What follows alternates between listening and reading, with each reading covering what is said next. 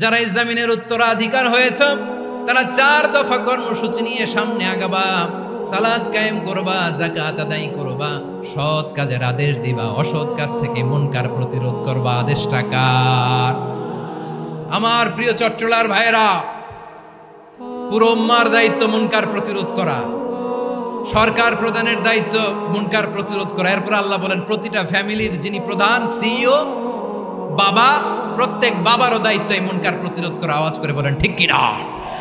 যেমনটি সাইয়েদনা লুকমান আলাইহিস সালাম ওনার কলিজার টুকরা সন্তানকে আদেশ করেছেন, ইয়া বুনাইয়া আকিমিস সালাতা ওয়া'মুর বিল মা'রুফি ওয়ানহা আনিল মুনকার। পড়েন সুবহানাল্লাহ।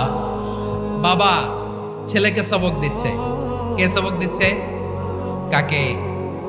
লুকমান আলাইহিস সালাম ছেলেকে বলতেছে, ওরে আমার কলিজার টুকরা সন্তান, ওরে আমার বাছা, নামাজ কায়েম করবা, সৎ কাজের আদেশ দিবা, আর মুনকার প্রতিরোধ করবা, অসৎ কাজ, সমাজ থেকে খারাপ কাজকে ঝেঁটে বিদায় করে দিবা। তাহলে দেখেন আমি স্টেপ বাই স্টেপ নামলাম। পুরা উম্মার দায়িত্ব, জমিনের উত্তরাধিকারী আল্লাহ যাদেরকে বানিয়েছেন সরকার, তাদের দায়িত্ব, প্রতিটি ফ্যামিলির প্রধানের দায়িত্ব। এরপরে বিশ্বনবী বলেন সচেতন প্রতিটি মুসলিমের দায়িত্ব সমাজ থেকে মুনকারকে উৎখাত করা। বিশ্বনবী বলেছেন, মান রাআ মিনকুম মুনকারান ফালিয়ুগাইয়িরহু বিয়াদিহি ফাইন লাম ইয়াস্তাতি ফাবিলিসানিহি ওয়া ইন লাম ইয়াস্তাতি ফাবিকলবিহি ওয়া যালিকা আযআফুল ঈমান। সমাজে যে মুনকার দেখবে, খারাপ কাজ দেখবে, সেজন্য হাত দিয়ে সেটাকে থামায়। কি দিয়ে? আপনাদের তো হাত নাই না? হাত আছে, হাত আছে। ওরা যেই হাত দিয়ে অন্যায় করে ওইটা প্রতিরোধের জন্য আমাদেরও হাত আছে না নাই? থামাতে হবে, থামাতে হবে।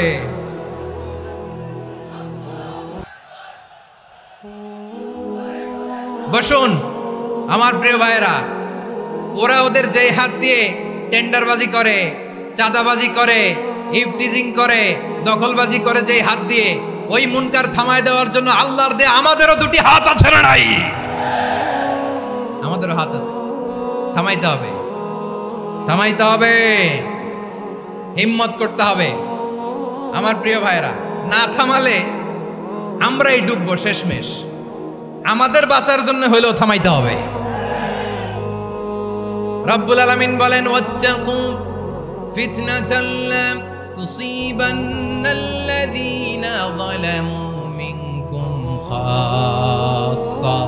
ও আমার গোলামেরা, ওই আযাবকে ভয় করো যে আযাব যখন আমি জমিনের বুকে পাঠাই শুধু জালেমদেরকেই মারি না, আলেমদেরকেও মারি।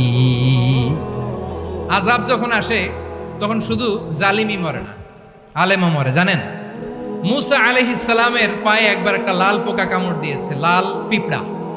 লাল পিঁপড়া কামড় দিলে খুব আরাম লাগে না? কি লাগে?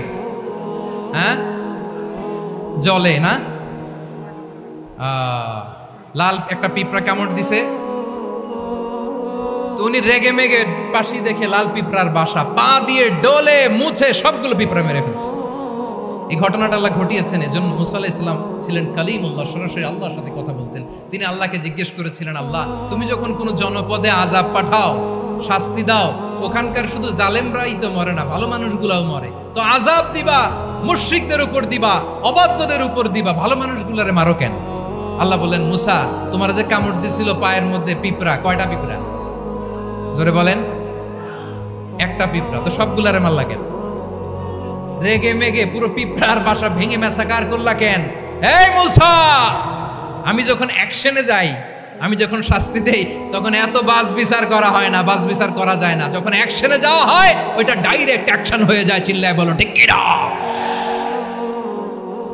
এজন্য আমাদের বাঁচার জন্য হলেও এই পাপ থামাতে হবে, এই শয়তানের অট্টহাসি থামাতে হবে, অন্যায় অপরাধ সমাজ থেকে আমাদের থামাতে হবে।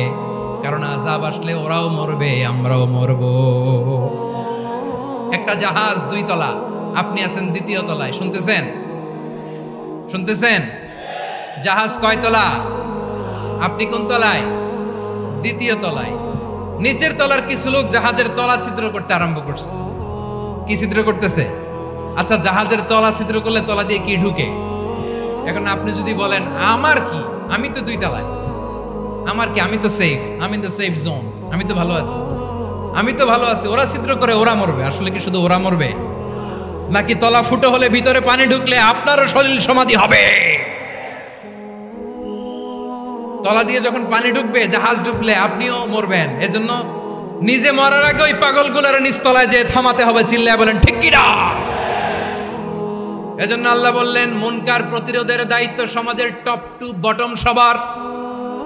পুরো উম্মার দায়িত্ব, সরকার প্রধানের দায়িত্ব, প্রতিটি ফ্যামিলির প্রধান বাবার দায়িত্ব, বিশ্বনবী বললেন প্রতিটি সচেতন মুসলিমের দায়িত্ব।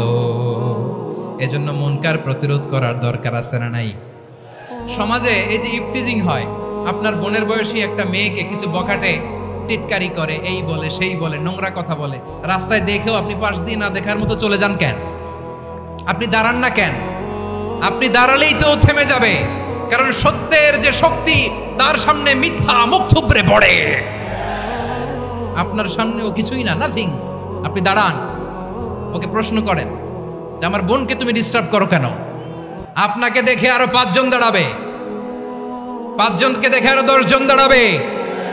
আমাদের নীরবতা আর আমাদের নিশ্চুপ থাকাই জালিমদেরকে আরো শক্তিশালী জালিম বানিয়েছে।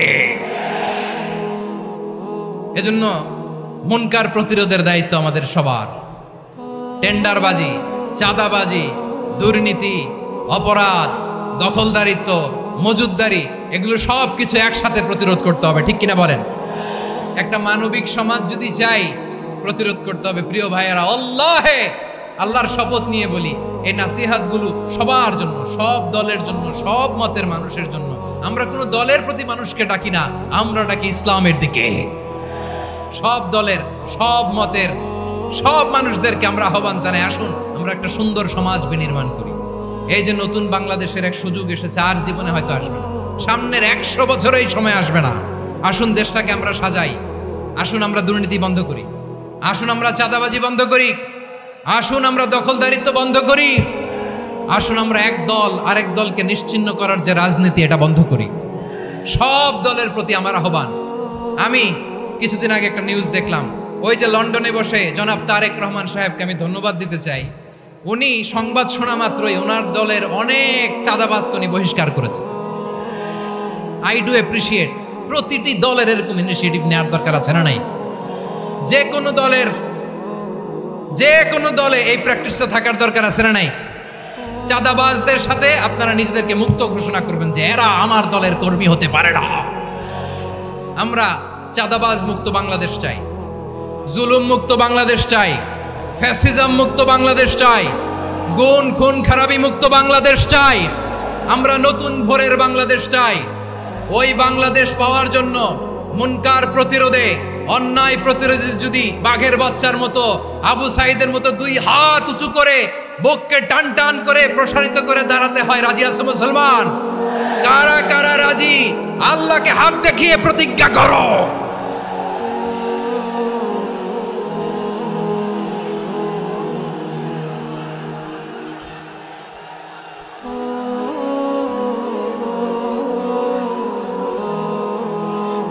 আমার প্রিয় ভাইয়েরা, বসুন বসুন আমার ভাইয়েরা। রাব্বুল আলামিন বলেন, ওয়ায়ানহা আনিল ফাহশাই ওয়াল মুনকারি ওয়াল বাগি ইয়াইদুকুম লাআল্লাকুম তাযাক্কারুন। বসুন। আল্লাহ বললেন, আমি অশ্লীলতাকে নিষেধ করি, আমি সব ধরনের মন্দ কাজকে নিষিদ্ধ করি, সব শেষে আমি সীমা লঙ্ঘনকে তোমাদের জন্য নিষিদ্ধ করি। আলোচনা মনে আছে তো, না ভুলে গেছেন? নিষিদ্ধ করেছেন কয়টা জিনিস? 1 নম্বরে অশ্লীলতা, 2 নম্বরে মুনকার তথা সব মন্দ কাজ, 3 নম্বরে আল বাগি, সীমা লঙ্ঘন, ক্রসিং দ্য লিমিট। সীমা লঙ্ঘন করা ভালো না। We all should know our limits. চিল্লায় বলেন ঠিক কিনা? একই আয়াতে আল্লাহ বললেন, কুল ইন্নামা হাররামা রাব্বিয়াল ফাওয়াহিশা মা যাহারা মিনহা ওয়া মা বাতানা ওয়াল ইসমা ওয়াল বাগিয়া বিগাইরিল হক। অন্যায় ভাবে যে অবাধ্য হয়, যে সীমা লঙ্ঘন করে, তাদেরকেও আমি এটা হারাম করে দিলাম। সীমা লঙ্ঘন করা হারাম। সীমা লঙ্ঘন করা হারাম। আল্লাহ বারবার বারবার আমাদেরকে ওয়ার্নিং দেয়। যখন আমরা থামি না তখন আল্লাহ ধরে, আর যখন ধরে তখন ছাড়ে না। ধরে ধরে ধরে না, ধরলে আল্লাহ। ফেরাউনকে কিন্তু হুট করে ধরে নাই, আপনারা জানেন 9 বার ওয়ার্নিং দিয়েছে। ফেরাউনকে আল্লাহ তাআলা ওয়ার্নিং দিয়েছিল কয়বার? বীর চট্টলার বীর সেনানীরা আওয়াজ করে বলেন, ফেরাউনকে ধরার আগে ওয়ার্নিং দেওয়া হয়েছিল কয়টা? রাব্বুল আলামিন বলেন, ওয়ালাকাদ আতাইনা মূসা 9 আয়াতিন বাইয়িনাত, 9টা মুআজিজা দেখিয়েছি। 1 2 3 বারবার এইভাবে রিমাইন্ডার, ওইভাবে রিমাইন্ডার, এইভাবে নাসিহাত, ওইভাবে দাওয়া। ফাকুলা লাহু কাওলান লাইয়িনা, নরম করে বলো, সফট করে বলো, যত ওয়ে হতে পারে দাওয়া মেথডোলজি। মুসা আলাইহিস সালামের সব অ্যাপ্লাই শেষ। 10ম বারে যে আল্লাহ ধরছে, 10ম বারে যে ধরেছে। এজন্য আল্লাহ বলেন, আমি সীমা লঙ্ঘনকে পছন্দ করি না। কোরআনের অন্য আয়াতে বাগীকে বলা হয়েছে আল ইতিদা, সীমা লঙ্ঘন যারা করে তাদেরকে আল্লাহ বলেছেন মুতাদিন। ওয়াকাতিলু ফি সাবিলিল্লাহিল্লাযীনা ইউকাতিলুনাকুম ওয়া লা তা'তাদু ইন্নাল্লাহা লা ইউহিব্বুল মুতাদিন। আমি সীমা লঙ্ঘনকারীদেরকে কোশ্চিনকালেও পছন্দ করি না। আমরা যেন সীমা লঙ্ঘন না করি। রাজি আছেন তো? যে কোনো ক্ষেত্রে ইবাদতে যেন সীমা লঙ্ঘন না করি। অনেকে আমরা ইবাদতে সীমা লঙ্ঘন করে ফেলি। বিশ্বনবী সাল্লাল্লাহু আলাইহি ওয়াসাল্লাম যেটা শিখিয়েছেন এর বাইরে যে অতিরিক্ত বুজুর্গ হতে চায়, এরকম আছে না নাই? করা যাবে না, কোনো ক্ষেত্রেই সীমা লঙ্ঘন করা যাবে, এমনকি যুদ্ধ ক্ষেত্রেও না। বিশ্বনবী সাল্লাল্লাহু আলাইহি ওয়াসাল্লাম বলেন, খবরদার যুদ্ধ ক্ষেত্রেও সীমা লঙ্ঘন করো না। কি সুন্দর ইসলাম আমরা পেয়েছি। বিশ্বনবী বলেন, খবরদার যুদ্ধের ময়দানে কোনো নারীর গায়ে হাত তোলো না, কোনো শিশুর গায়ে হাত তোলো না, কোনো গবাদি পশু হত্যা করো না, কোনো শস্য ক্ষেত্র ধ্বংস করো না, ইবাদতরত অন্য ধর্মের কোনো সন্ন্যাসীর গায়ে হাত তোলো না। বলেন সুবহানাল্লাহ। তাহলে আমরা সীমা লঙ্ঘন করতে পারবো? প্রিয় ভাইরা, একটা সুখী, সমৃদ্ধ, শান্তির সমাজ, মানবিক সমাজ যদি আমরা গঠন করতে চাই, আমাদের আল্লাহর দেয়া কয়টা আদেশ মানতে হবে বলেন দেখি? সবাই বলেন কয়টা? আর বেঁচে থাকতে হবে কয়টা জিনিস থেকে? আওয়াজ করে বলেন কয়টা? আচ্ছা, আদেশ নাম্বার 1 কি ছিল বলেন? আল্লাহর আদেশ কি? 1 নাম্বার আদাল, ন্যায় পরায়ণতা। আমরা সুবিচার, সুশাসন, ন্যায় বিচার চাই কি চাই না? 2 নম্বরে কি ছিল? মাশাআল্লাহ, আওয়াজ করে বলেন 2 নম্বরে কি ছিল? ইহসান। আমরা যেন সবার প্রতি দয়া পরবশ হই, ইহসান করি। 3 নম্বরে কি ছিল? নিকটাত্মীয়দের দান করা, তাদের অধিকার প্রাপ্য বুঝিয়ে দেওয়া। পাশাপাশি 3টা জিনিস থেকে আল্লাহ বারণ করেছেন, নিষেধ করেছেন। তার প্রথমটা ফাহশা, অশ্লীলতা। অশ্লীলতার সাথে আমাদের কোনো সম্পর্ক। আমরা যত ধরনের মা তাহারা মিনহা মা বাতান, প্রকাশ্য অপ্রকাশ্য, দৃশ্যমান অদৃশ্যমান, সব অশ্লীলতা থেকে নিজেদেরকে মুক্ত ঘোষণা করলাম। অশ্লীলতাকে আমরা না বলে দিলাম। আওয়াজ করে সবাই বলুন নো। অশ্লীলতার সাথে আমাদের কোনো সম্পর্ক। 2 নম্বর নিষেধাজ্ঞা কি ছিল? আল মুনকার, সমাজের যত মন্দ কাজ এগুলোকে আমরা প্রতিরোধ করব। রাজি আছেন তো সবাই? 3 নম্বরে আল বাগী, সীমালঙ্ঘন। কোন মুসলিম সীমালঙ্ঘন করে না, এমনকি যুদ্ধ ক্ষেত্রেও না। আওয়াজ করে বলেন ঠিক কি না? রাব্বুল আলামিন শেষে বললেন, ইয়াইদুকুম লাআল্লাকুম তাযাক্কারুন। আল্লাহ তোমাদেরকে উপদেশ দেন যাতে তোমরা শিক্ষা গ্রহণ করো। আমরা উপদেশ দেব, আমরা জোর করে কাউরে কিছু মানাতে চাই না। লা ইকরাহা ফিদ্দিন ওয়া যাক্কির ফাইন্না যিকরা তানফাউল মুমিনিন। উপদেশ দিলে এটা মুমিনদের কাজে দেয়। লাস্তা আলাইহিম বিমুসাইতির ইন্নামা আনতা মুযাক্কির। নবী হে, আপনি রিমাইন্ডার দাতা, আপনি উপদেশ দিবেন। আমরাও বিশ্বনবীর এই হাদিসগুলো থেকে, কোরআনের আয়াত থেকে রিমাইন্ডার, এই কথামালা, বাণী বাহক হিসেবে এই বাণীগুলো আপনাদের সাথে কাছে পৌঁছে দিলাম। আমরা আল্লাহ তাআলার কাছে প্রার্থনা করি, আল্লাহ আমরা যেন আদল দিয়ে আমাদের সমাজকে গঠন করতে পারি। আল্লাহ আমরা যেন ইহসান করতে পারি, আমরা যেন নিকটাত্মীয়দের দান করতে পারি। আল্লাহ যত ধরনের অশ্লীলতা, অনাচার, মন্দ কাজ, সীমালঙ্ঘন, অবাধ্যতা থেকে যেন আমরা বেঁচে থাকতে পারি। আল্লাহ তাআলা আমাদের সবাইকে কথাগুলো বোঝার ও আমল করার তৌফিক দান করুক।